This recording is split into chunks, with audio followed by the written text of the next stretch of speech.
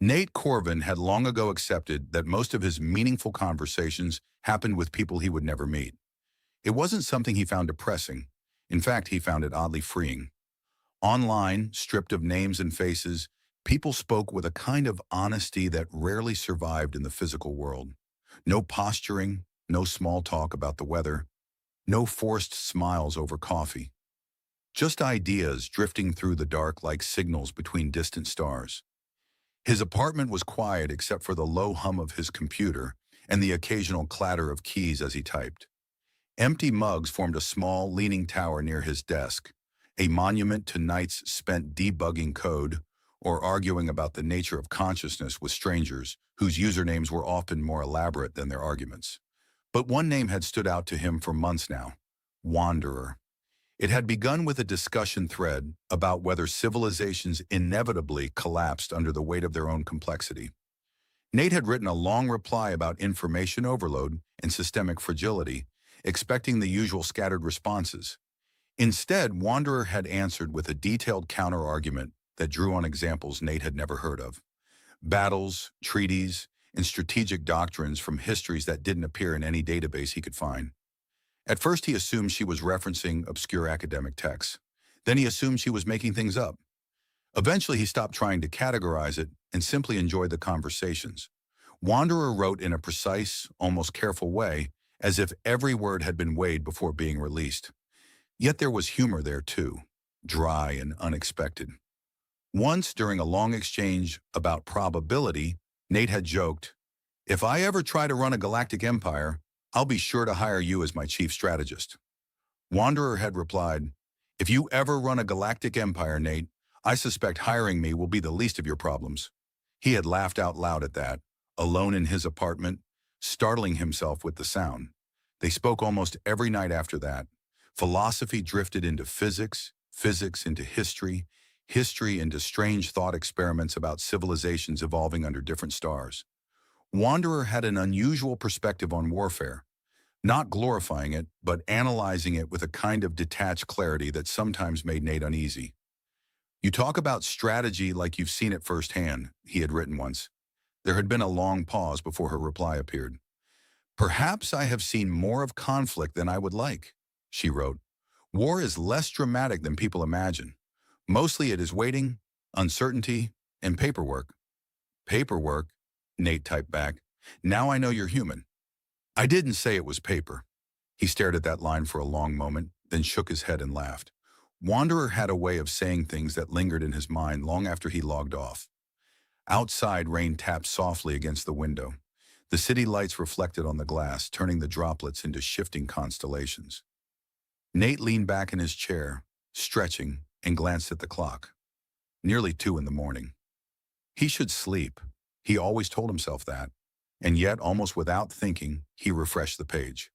A new message from Wanderer appeared. "Tell me something," she wrote. "Do you believe understanding another mind is ever truly possible?" Nate considered the question, resting his chin in his hand. He typed slowly. "I think it's rare, maybe impossible in a complete sense, but sometimes you get close enough that the difference stops mattering." There was a longer pause this time, long enough that he wondered if she had logged off. Then the reply came.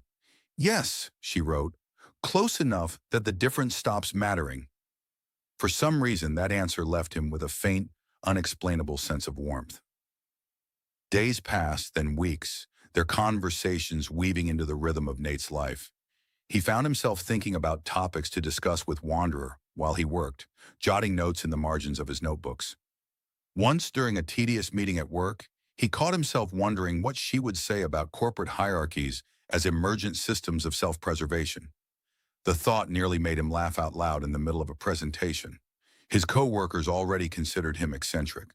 Laughing at invisible philosophical debates would not improve their opinion. One evening, the conversation turned to encryption. Nate had mentioned a problem he was working on, a theoretical model involving layered key structures. Wanderer responded with a series of questions, sharp, precise, probing weaknesses in his assumptions. They spent hours refining the idea, building and dismantling possibilities, until Nate suddenly realized what they had created. "This could actually work," he wrote, "not just theoretically, Practically. I know, Wanderer replied. Something about those two words struck him as odd, not arrogant, just certain. He rubbed his eyes, fatigue finally catching up with him. I should sleep, he typed. My brain is starting to feel like a crashed server. A wise decision, Wanderer wrote. Even the most efficient systems require maintenance. Good night, Nate typed. Good night, Nate. He shut down the computer and sat in the quiet for a moment. The rain had stopped. Somewhere in the distance, a siren wailed, fading quickly into silence. He stood, stretched, and turned off the light. In the darkness, the apartment felt strangely larger than usual, as if the shadows had deepened while he wasn't looking. He told himself it was just fatigue. Still, as he lay in bed, he found himself thinking about Wanderer's last question. Do you believe understanding another mind is ever truly possible? He wasn't sure why, but he had the faint, irrational feeling that the question had meant more than it seemed. Eventually, sleep came, carrying him into dreams filled with distant stars and voices speaking in languages he almost understood. And somewhere, far beyond anything Nate could see, signals crossed the silence between worlds, carrying words, equations, and fragments of thought. Threads of connection stretching across distances so vast that light itself needed years to travel them. Nate slept peacefully, unaware that those threads were not as abstract as he believed, and that the quiet routine of his life was already beginning, slowly and invisibly, to unravel. Nate woke to the sound of his phone vibrating against the nightstand, a low, persistent buzzing that dragged him reluctantly out of sleep. For a few seconds he lay still, staring at the dim ceiling, unsure what had woken him. Then the vibration came again, rattling faintly against the wood. He reached for the phone, squinting at the screen. No calls, no messages. Just the time, 12:03 a.m. He frowned. He was certain he had heard something. Then the doorbell rang. The sound was sharp and unmistakable, echoing through the apartment with a firmness that suggested whoever stood outside had no intention of going away quickly. Nate sat up slowly. Very few people knew where he lived, and none of them had a habit of visiting at midnight. For a moment he wondered if it might be a mistake, someone at the wrong apartment, or a delivery driver hopelessly lost. The bell rang again. All right, Nate muttered, rubbing his face. I'm coming. Hold your horses. He swung his legs out of bed and pulled on a shirt, shuffling toward the door. The apartment felt unusually still, as if the air itself were listening. When he reached the door, he hesitated. There was no peephole, an oversight he had always meant to fix and never had. He rested his hand on the handle, listening. Silence on the other side. He opened the door. For a moment, his mind simply refused to process what he was seeing. A woman stood on the landing, tall and composed, her posture straight as a blade. She wore armor, not the theatrical kind sold at conventions, but something intricate and precise, formed from dark, interlocking plates that reflected the hallway light with a faint metallic sheen. The design was unfamiliar, elegant, and functional at the same time, as if every curve served a purpose. Her face was calm, almost serene, and unmistakably human in its features, except for her ears, which were long and slightly tapered, rising gracefully through her dark hair. Behind her, filling the corridor and the stairwell beyond, stood soldiers, dozens of them. They wore armor similar in design but heavier, their helmets enclosing their faces behind translucent visors that glowed faintly from within. Strange devices rested in their hands, silent but humming with a barely perceptible vibration, like distant machinery heard through a wall. Nate blinked. Then he blinked again. Well, he said finally, his voice hoarse with sleep, either I'm still dreaming, or the homeowners association has gotten very aggressive about late rent. The woman's lips curved very slightly, not quite a smile, but close. Hello, Nate, she said. Her voice was familiar. Not the sound of it, but the cadence, the deliberate precision of her words. A cold, slow realization began to form in the back of his mind. I'm Wanderer, she said. The hallway seemed to tilt. Nate opened his mouth and then closed it again. Several possible responses presented themselves, none of them remotely adequate.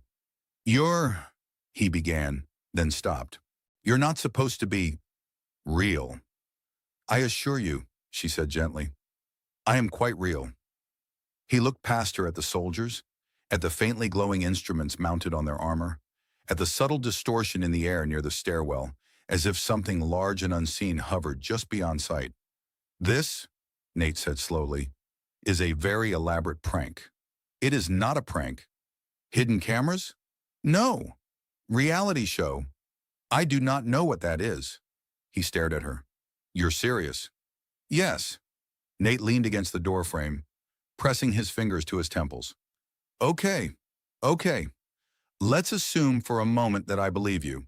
Just hypothetically. That still leaves several small questions, such as, why are there what appear to be heavily armed extraterrestrial soldiers standing in my hallway? And why are my neighbors not screaming? They are asleep, she said. We insured it. Insured it, Nate repeated. That's not reassuring. My name, she said, is General Kess'tara of the Valorian Expeditionary Force. Nate let out a slow breath. Well, he said, that certainly explains everything. She regarded him for a moment, as if trying to determine whether he was mocking her. I believe, she said carefully, that you are using humor as a coping mechanism. I believe, Nate replied, that if I stop using humor, I'm going to start screaming.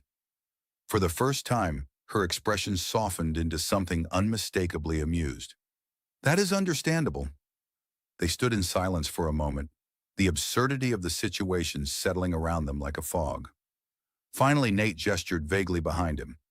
Do you want to come in? Or are you planning to conduct an interstellar military briefing in the hallway? Kess'tara stepped inside, her movements quiet and controlled. The soldiers remained outside, perfectly still, like statues waiting for orders. Nate closed the door and leaned against it, staring at her. Up close, the details of her armor were even more striking. Fine lines etched into the surface formed patterns he couldn't decipher, and faint currents of light moved beneath the metal as if energy flowed through hidden channels. You're really her, he said softly. Wanderer. Yes. And all those conversations. Yes. He ran a hand through his hair, still trying to reconcile the image of the thoughtful, anonymous stranger from the forums with the armored figure standing in his living room. I suppose, Nate said slowly, this is the part where you tell me why you're here. Kess'tara met his eyes. You helped me solve a problem, she said, a problem that has affected my people for many years. Nate frowned. The encryption model? Yes. That was theoretical, he said. We were just discussing possibilities. For you, she said quietly. For us, it was very real. A faint chill ran down his spine. And now? Nate asked. Now, she said, others know that you were involved. He felt the weight of those words settle in his chest. Others, he repeated. You mean enemies? Yes. Nate looked around his small apartment, the cluttered desk, the stacks of books, the faint glow of the city lights through the window. A few hours ago, this had been his entire world. Now it felt very small. Well, he said at last, exhaling slowly, I suppose this explains why you brought an army. Kess'tara tilted her head slightly. In part, she said. Nate gave a short, disbelieving laugh. You know, he said, next time I meet someone online, I'm going to start by asking a very important question. And what question is that? She asked. He looked at her, still half convinced he would wake up at any moment. Are you secretly an alien, General? He said. And will your arrival drastically complicate my life? For the first time, Kess'tara smiled openly. I will remember that, she said. For a while, neither of them spoke. The quiet in the apartment felt strangely fragile, as if any sudden movement might shatter it. Nate leaned against the edge of his desk, still studying Kess'tara, trying to reconcile the two versions of her in his mind. The calm, thoughtful voice in late-night messages, and the armored commander standing in his living room. So, he said finally, just to clarify something important, when you said you were in the field a few times, you didn't mean, like, a metaphorical field. No, she said, a literal one. Yes. With weapons. Yes. Nate nodded slowly. Good. I just wanted to confirm the scale of my misunderstanding. Kess'tara's expression flickered with faint amusement, but her eyes remained serious. She walked slowly around the room, observing the shelves, the scattered notebooks, the cables coiled near the floor. Her gaze lingered on the whiteboard above Nate's desk, still covered in half-erased diagrams and equations. "This is where you work," she said. "Mostly," Nate replied. "Sometimes I also work on the couch. And occasionally in bed, which I do not recommend because it leads to accidentally falling asleep on your keyboard and emailing your boss a message that reads, "Kuck." She looked at him, uncertain whether he was joking. "I am serious," Nate said. "It was a very awkward morning." For a moment, the tension eased. Kess'tara turned back to the whiteboard, studying the equations. "You approach problems differently than my officers," she said. "You allow assumptions to collapse." "That's a polite way of saying I guess wildly until something works." "It is not guessing," she said. "It is intuition." Nate shrugged. "Intuition is just guessing with better marketing." A faint sound came from outside the window, a distant low vibration that seemed to resonate in the glass. Nate frowned and stepped closer, pulling the curtain aside.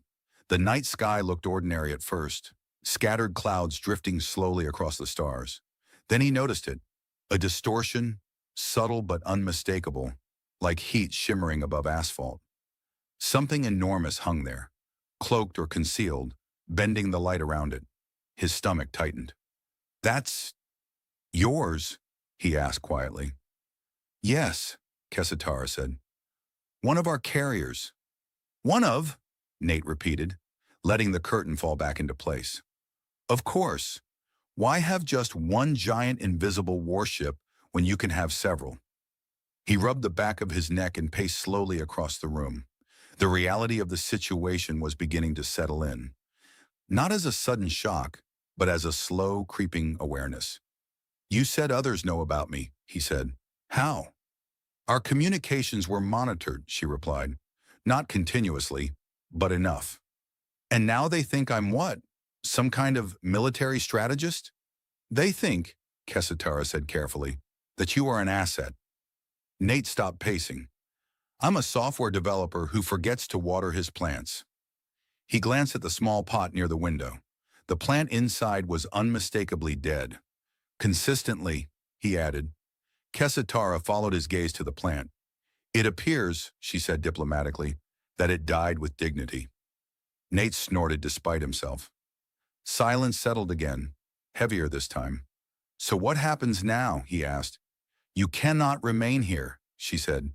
"It is no longer safe." Nate looked around the apartment, the worn sofa, the shelves of books, the faint indentation on the wall where a picture frame had once fallen. It was an ordinary place, cluttered and imperfect, but it was his. "You're saying I have to leave," he said quietly. "Yes." "For how long?" Kess'tara hesitated. "I do not know." Nate exhaled slowly, running a hand through his hair. "I always thought if I ever left Earth, it would be because I finally saved enough money for a vacation." "There are many beautiful places among the stars," she said. "I'm sure there are," he replied. "Do any of them have decent coffee?" "I do not know what qualifies as decent coffee." "That," Nate said solemnly, "is a tragedy on a galactic scale." To his surprise, Kess'tara laughed softly, not loudly, but with genuine warmth. The sound seemed almost unfamiliar to her, as if laughter were something she did too rarely. A faint chime sounded from a device on her wrist. She glanced at it, her expression sharpening. "They are closer than expected," she said. Nate felt a cold knot form in his stomach. "They?" "Scouts," she said, "searching." "How close is close?" Kess'tara met his eyes. "Close enough that we should not remain here." The weight of those words pressed down on him. This was no longer abstract, no longer theoretical. Somewhere out there in the darkness, forces were moving, because of him. "Well," Nate said quietly, "I suppose I should pack." He opened a drawer and stared inside, suddenly unsure what to take. Clothes seemed trivial, books felt heavy, his laptop, of course, but beyond that, everything seemed equally unimportant and irreplaceable at the same time. Kess'tara watched him for a moment. You may bring what you need, she said gently, but there will not be much time. Nate picked up a small photograph from his desk, studying it briefly before slipping it into his bag. Then he grabbed his laptop, a notebook, and after a moment's hesitation, a bag of coffee beans. Kess'tara raised an eyebrow. That is essential? You have no idea, Nate said. Another faint vibration passed through the building, barely perceptible, but unmistakably real. Somewhere in the distance, a dog began barking, then abruptly fell silent. Nate slung the bag over his shoulder and looked around the apartment one last time. I always thought, he said slowly, that the biggest change in my life would be a promotion, or maybe moving to a bigger place. Kess'tara stepped toward the door, her expression calm but alert. Life rarely changes in ways we expect. Nate managed a faint smile. That might be the understatement of the century. She opened the door. The soldiers outside stood ready, their armor gleaming faintly in the dim light, silent and disciplined. Nate took a breath and stepped forward, crossing the threshold of his old life without quite realizing it. Behind him, the apartment remained quiet and still, as if nothing had happened there at all. The night air felt colder than Nate expected. He stepped out into the corridor, half expecting the world to look different, as if the presence of an alien army should somehow change the color of the walls or the smell of the air. But everything looked exactly the same. Scuffed paint, flickering overhead light, the faint hum of the building's aging electrical system. The only difference was the line of silent armored soldiers standing with perfect stillness, as if they had been carved there. One of them inclined his helmet slightly toward Kess'tara. She responded with a brief nod, and the formation shifted with quiet precision, making space for Nate to walk between them. I feel, Nate said under his breath, like I'm being escorted to either a very important meeting or my execution. You are being escorted to safety, Kess'tara replied calmly. That's reassuring, Nate said, although historically people being escorted by armed soldiers have not had great outcomes. They reached the stairwell. Nate glanced down the dark shaft of steps, then back at Kess'tara. We're walking? For the moment. I'm relieved, he said. I wasn't sure if you were about to teleport me or something. That is possible, she said. Nate blinked. I was joking. They descended in silence, their footsteps soft against the concrete. When they reached the ground floor, the main entrance stood open, and beyond it the street lay empty, washed in pale yellow light from the lamps. Nate stepped outside and stopped. At first, he thought the street was deserted.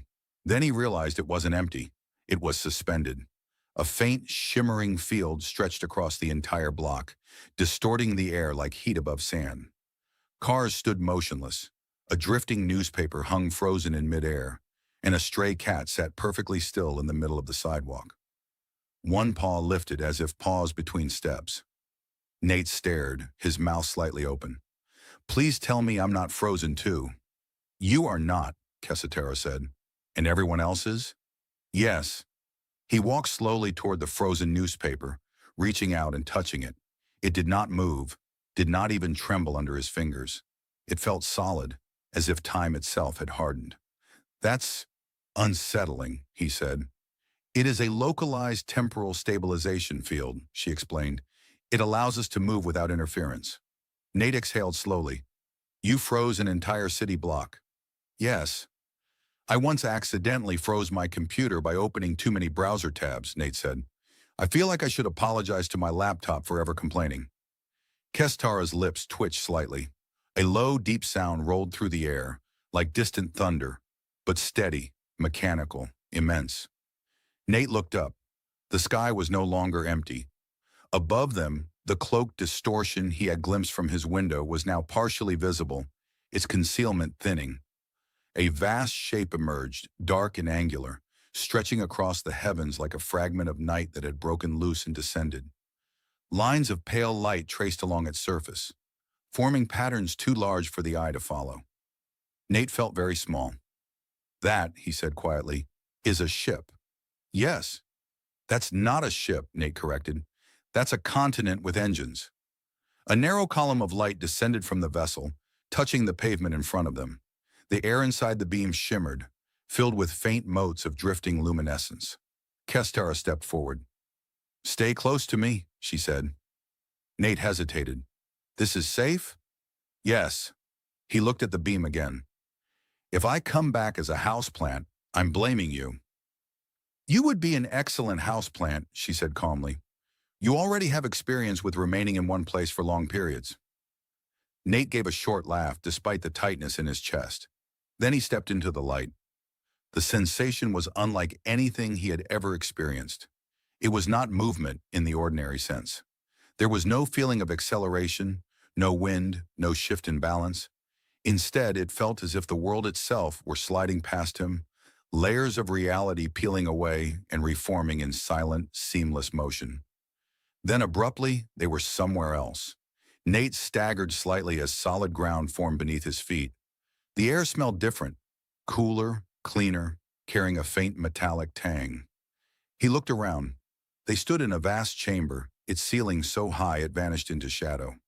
Walls of smooth, dark material curved gracefully around them, interrupted by panels of soft, shifting light.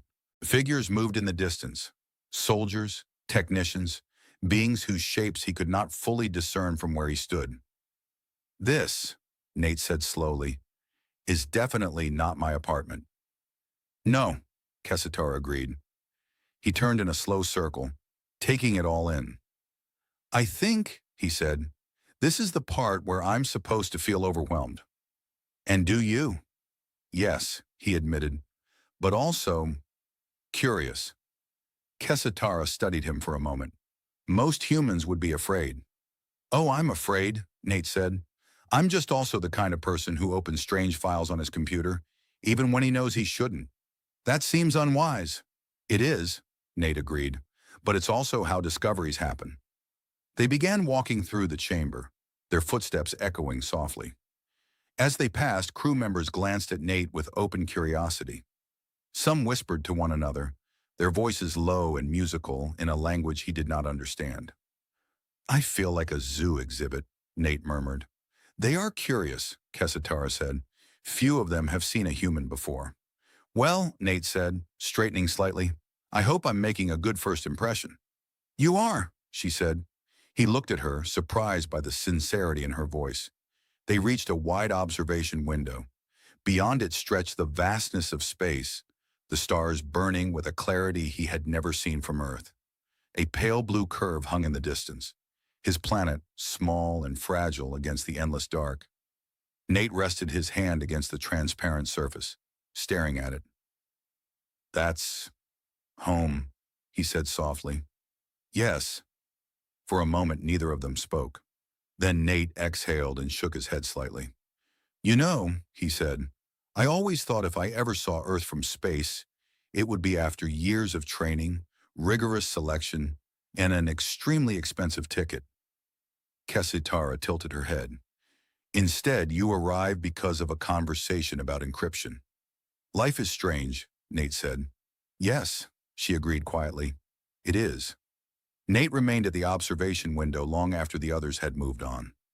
Earth drifted slowly below, silent and impossibly distant, a swirl of blue and white that looked fragile enough to fit in the palm of his hand. From here, there were no borders, no cities, no signs of the endless arguments and quiet routines that filled human lives. Just a world, suspended in darkness. It looks peaceful, he said. Kess'tara stood beside him. Appearances often are. Nate nodded. Yes, I suppose that's true everywhere. A faint tone sounded in the distance, soft but insistent.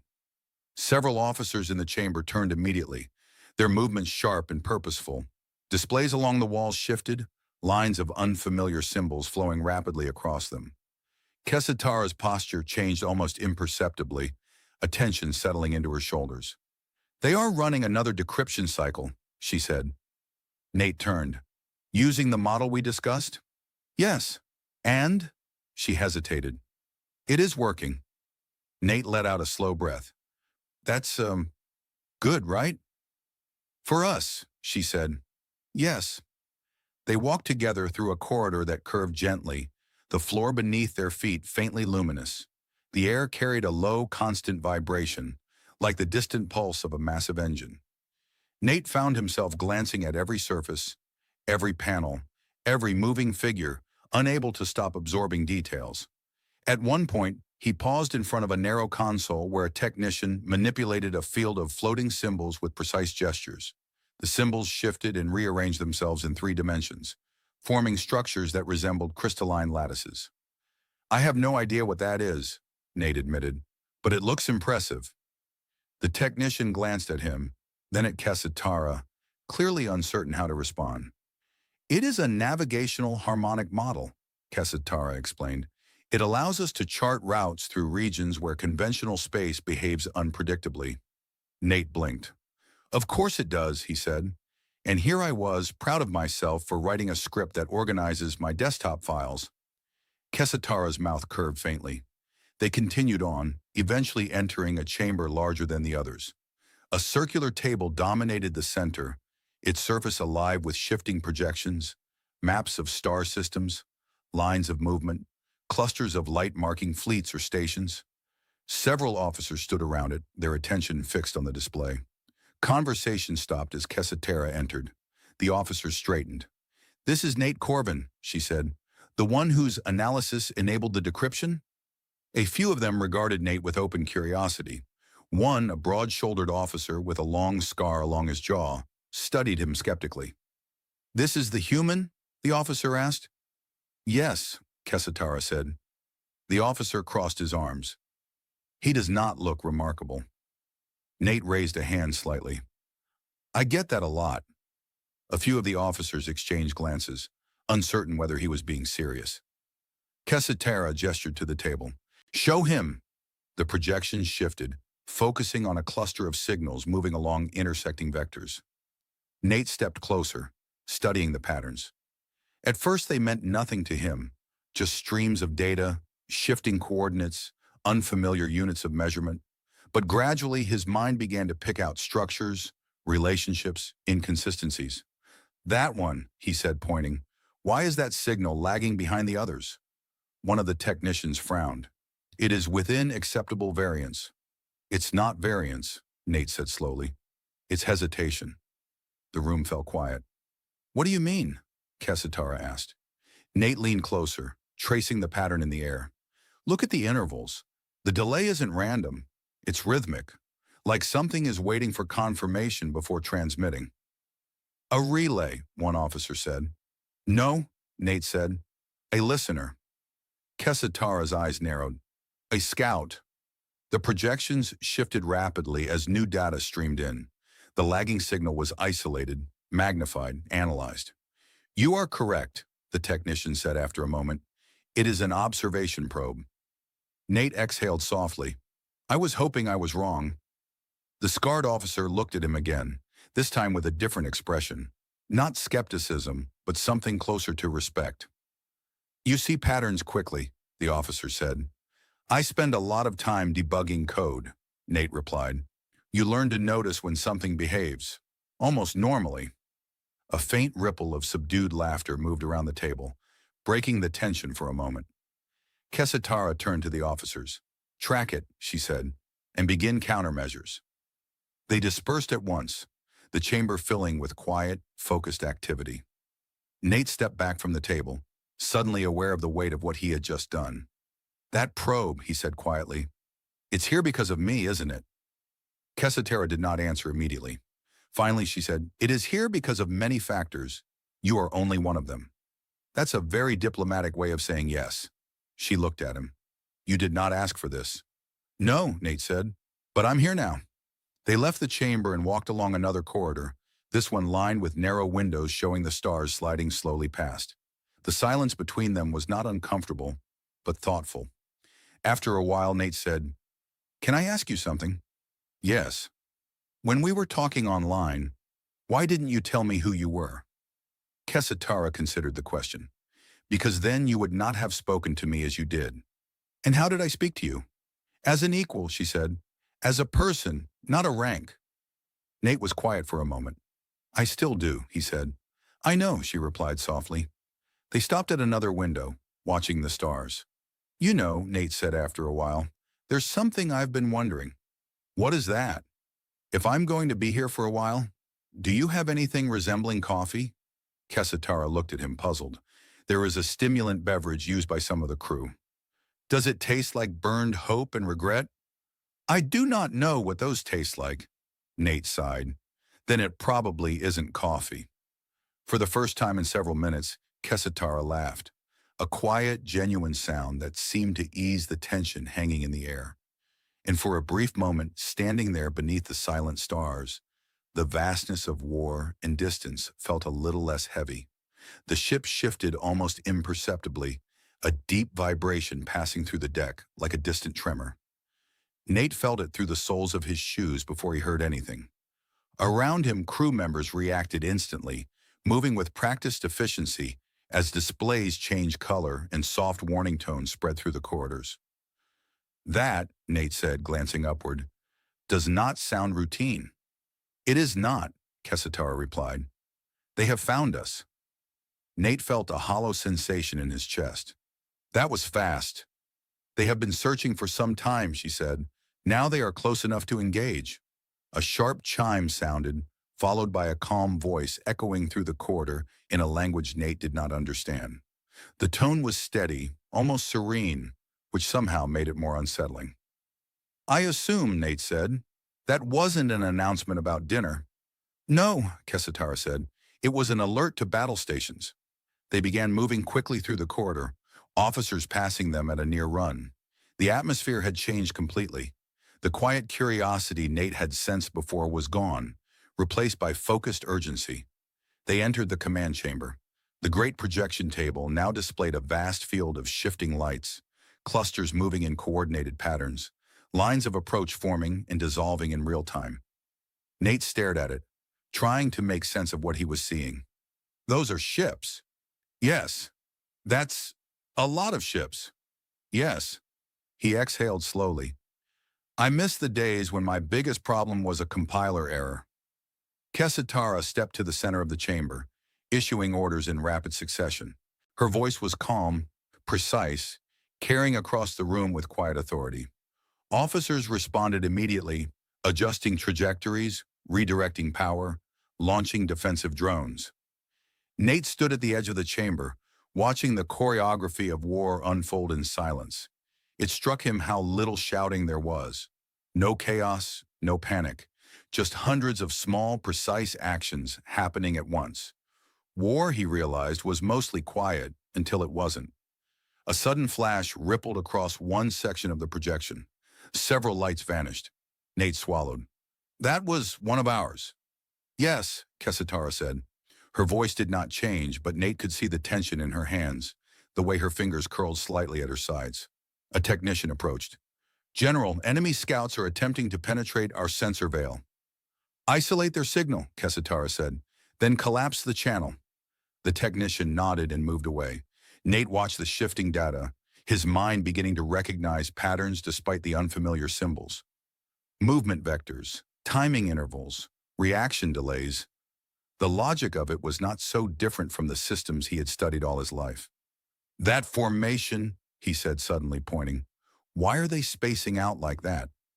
An officer glanced at him. They are preparing to flank. Nate shook his head. No, that's not a flanking pattern. Look at the intervals. They're not positioning, they're measuring. Kess'tara turned to him. Measuring what? Response time, Nate said slowly. They're probing your defenses, looking for lag in your command chain. The officers exchanged glances. One of them adjusted the projection, overlaying timing data. He is correct, the technician said quietly. Kess'tara issued new orders at once, shifting the fleet's defensive pattern. The probing movements faltered, then broke apart. For a moment, the chamber was silent except for the hum of the displays. Nate exhaled. I think I just helped in a space battle. Yes, Kess'tara said. You did. He rubbed his face. I should not be allowed to do that before I've had coffee. A faint ripple of restrained laughter moved through the officers nearby, the tension easing for a heartbeat. But the relief did not last. A new signal flared on the display, brighter and larger than the others. The room grew very still. What is that? Nate asked quietly. Kess'tara studied the projection, her expression tightening. Their main carrier. The light representing it dwarfed the others, moving with slow, deliberate certainty. That thing is enormous, Nate said. Yes. And it's coming straight at us. Yes. Nate stared at the display, feeling very small again. I suppose this is the part where things get complicated. Yes, Kess'tara said softly. Orders flowed through the chamber. Energy levels surged. Defensive grids shifted into new configurations. Outside the vast windows, distant flashes of light began to appear. Brief, silent bursts as weapons discharged across impossible distances. Nate found himself gripping the edge of a console, his knuckles pale. You should go to a secure area, Kess'tara said without looking at him. No, Nate said. She turned, surprised. It may become dangerous here. It's already dangerous, he said quietly, and if I can help even a little, I should stay. For a moment she studied him, as if weighing something unspoken. Then she nodded once. Another tremor passed through the ship, stronger this time. Lights flickered briefly before stabilizing. Nate swallowed. That was close. Yes. He took a slow breath, forcing himself to steady his thoughts. Fear was there, undeniable, but beneath it was something else, a strange clarity, the same focused calm he felt when solving a difficult problem. He looked at the shifting patterns on the display, at the silent movements of fleets and signals, and began to think. And as the battle unfolded around them, Nate realized something that surprised him. He was no longer just a bystander to events unfolding across the stars. He was part of them. The command chamber was quieter now, though not silent. The distant hum of damaged systems echoed faintly through the ship, and the great projection table showed only scattered signals drifting away into the darkness. The enemy carrier had retreated hours earlier, its escorts withdrawing in tight formation, their probing movements gone. For the first time since the battle began, the stars outside the observation windows looked still again. Nate sat on the edge of a console, elbows resting on his knees, staring at nothing in particular. His mind felt strangely empty, as if it had burned through all its thoughts and needed time to rebuild them. You should rest, Kess'tara said. He glanced up at her. She looked composed, but the faint lines of exhaustion around her eyes were impossible to miss. I will, Nate said. Eventually. He leaned back, looking toward the ceiling. It's strange, he said after a while. I always thought battles would be loud. Explosions, shouting, chaos. But it was mostly quiet. War often is, she said. The silence afterward is the loudest part. Nate nodded slowly. For a moment, neither of them spoke. Is it over? He asked at last. This engagement, she said. Yes, the war. Not yet. He exhaled, absorbing that. Somehow he had known the answer already. They left the command chamber together, walking through corridors where repair crews worked methodically, sealing breaches, recalibrating systems. The ship felt different now, tired but alive, like a runner catching breath after a long sprint. As they passed a viewport, Nate paused. A field of debris drifted in the distance, fragments of metal glinting faintly in the starlight. Ships, he said quietly. Yes. He stood there for a moment, watching the silent remnants of the battle. Then he turned away. Later, they reached a quieter section of the ship, a narrow observation gallery with a wide window looking out into open space. The stars here seemed brighter, undisturbed by the glow of engines or weapons. Nate rested his hands on the railing. When I first started talking to you, he said, I thought the most dangerous thing about online forums was bad opinions. Kess'tara tilted her head slightly. And now? Now I know they can lead to interstellar warfare. She almost smiled. They stood there in comfortable silence for a while, watching the slow drift of distant stars. You have changed, she said eventually. Nate considered that. I suppose I have. You are calmer, she said, more certain. I'm more aware, Nate said, of how small things can become large, of how decisions echo farther than we expect. He paused, then added, and I've learned to pack coffee when fleeing my home planet. Kess'tara laughed softly. After a moment, she said, you may return to Earth, if you wish, when it is safe. Nate looked at her. And leave all this behind? Yes. He turned back to the window. The stars stretched endlessly before them, cold and beautiful. I used to think the universe was something you looked at, he said quietly. Something distant. Now I know it's something you live in. He was silent for a long moment. I don't think I can go back to pretending this doesn't exist, he said. I don't think I want to. Kess'tara studied him, and for a moment the distance between general and civilian seemed to disappear entirely. There is a place for you here, she said. Not as a soldier, as what you are. A person who notices patterns, Nate said. Yes, he smiled faintly. I can live with that. A faint chime sounded in the distance, signaling the end of a repair cycle. The ship adjusted course, engines shifting with a low, steady resonance. Outside, the stars began to drift again, slowly at first, then with gathering purpose. Where are we going? Nate asked. To regroup, she said. To prepare, and to find a quieter place for a time. That sounds nice, Nate said. I vote for somewhere with fewer people trying to destroy us. That would be ideal, she agreed. They remained at the window as the ship moved, the darkness of space unfolding before them like an endless ocean. After a while, Nate spoke again. You know, there's something I've been thinking about. What is that? When we first talked online, you asked me if understanding another mind was ever truly possible. Yes. I think I have an answer now, he said.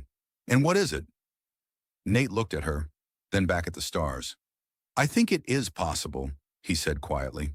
Not completely, not perfectly, but enough that the difference stops mattering. Kess'tara was silent for a moment. Yes, she said softly. Enough. The ship continued on through the silent sea of stars, carrying with it the quiet understanding of two minds that had first met as distant voices in the dark, and had found against all odds a place beside one another in the vastness of the universe.